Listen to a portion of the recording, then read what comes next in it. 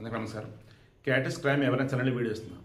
ఇప్పుడు వాళ్ళకి ఆస్తులు ఉన్నాయి, కానీ చేస్తున్న వ్యాపారంలో లాస్ వచ్చింది.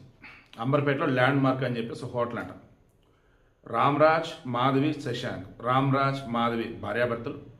వీరికి శశాంక్ కుమారుడు, వాళ్ళకి ఒక పాప ఉంది. వాళ్ళ పాప వచ్చేసేమో మన కోంపల్లిలో ఉంటుందట, మేబీ మ్యారీడ్ అనుకుంటా. ఇంకా వీళ్ళు వచ్చేసి అంబర్పేట ఏరియాలో అక్కడ ఉంటారట. ఈరోజు ఎర్లీ మార్నింగ్ 3 ఆ సమయంలో ఈ రామరాజు యొక్క ఫ్రెండ్ రామ్, ఆయనకు ఒక మెసేజ్ అయింది వాట్సాప్లో. మేము చనిపోతున్నారా, మా చావుకి ఎవరు కారణం కాదు, అప్పుల బాధ వల్ల మేము చనిపోతున్నామని ఒక మెసేజ్. ఆయన లేచి చూసుకుని అంత చేసేసరికి 8 అయిపోయింది.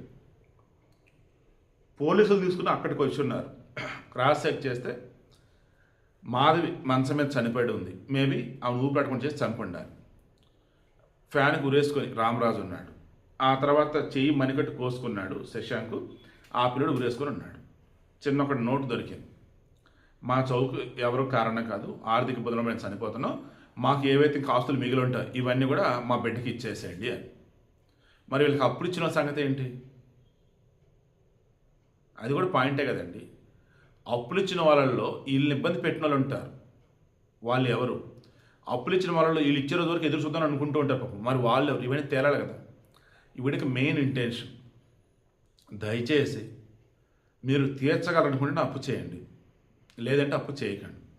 అప్పు చేశారు, తీర్చలేరు అనుకుంటున్నారు, మరడం మాత్రం పరిష్కారం కాదు. దయచేసి అది మాత్రం ఆలోచించండి ప్లీజ్ అండి.